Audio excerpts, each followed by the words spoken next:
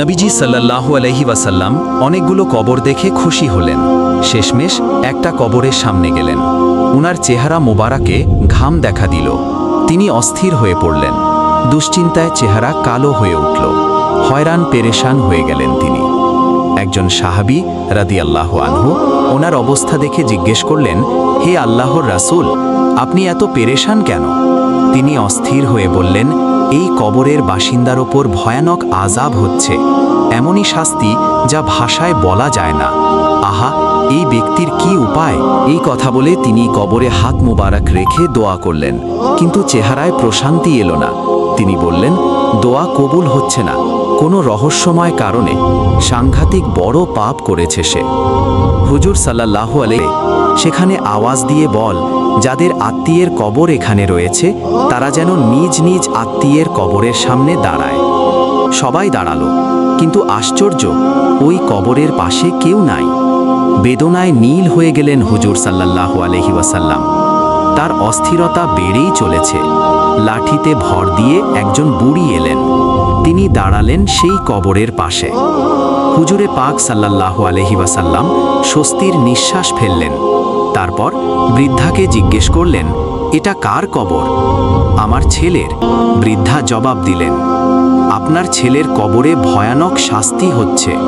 ইয়া রাসূলুল্লাহ, এটা কি সত্যি? সত্যি। এরপর বৃদ্ধা বললেন, শুনে আমি খুব খুশি হলাম। রাসূল সাল্লাল্লাহু আলাইহি ওয়াসাল্লাম খুব অবাক হলেন। একজন মা তার নিজ সন্তানের ব্যাপারে এমন করে কিভাবে কথা বলতে পারে তা তাদের মাথায় ঢুকতে ছিল না। হুজুর সাল্লাল্লাহু আলাইহি ওয়াসাল্লাম তাকে বোঝানোর চেষ্টা করে বললেন, আল্লাহ মাফ করুন, আপনি এ কি বলছেন মা? সে আপনার সন্তান। শুনুন তাহলে, হে আল্লাহর রসূল, এই বাচ্চা যখন আমার পেটে, তখন তার বাবা মারা যায়। সে পৃথিবীর মুখ দেখল, তার কেউ ছিল না। আমি নিদারুণ কষ্ট করে তিলে তিলে তাকে বড় করে তুললাম। সে বিয়ে করে স্ত্রীকে পেয়ে আমাকে অপমান অবহেলা করতে লাগলো। একদিন তার বউ কানে কানে কি যেন বলল। ছেলে রাগে অধীর হয়ে মারতে শুরু করলো আমাকে। ক্ষত বিক্ষত হয়ে গেলাম আমি, জ্ঞান হারালাম। হুঁশ ফিরলে আমি আল্লাহর কাছে 2 হাত তুলে বললাম, হে আল্লাহ, তাকে কবরে শাস্তি দাও, দুনিয়াতে দিও না। চোখের সামনে ছেলের কষ্ট সহ্য করতে পারবো না। হে আল্লাহর রসূল, আমি এখন এজন্য খুশি যে আমার দোয়া কবুল হয়েছে। হুজুর সাল্লাল্লাহু আলাইহি ওয়াসাল্লাম অত্যাচারিতা সরল প্রাণ এই বৃদ্ধার কথা শুনে চোখের পানি চেপে রাখতে পারলেন না। ওনার মুক্তার মতো অশ্রু পড়তে লাগলো। খানিক পর নিজেকে সামলে নিয়ে বললেন, হে বৃদ্ধা মা, তুমি তোমার ছেলেকে ক্ষমা করো।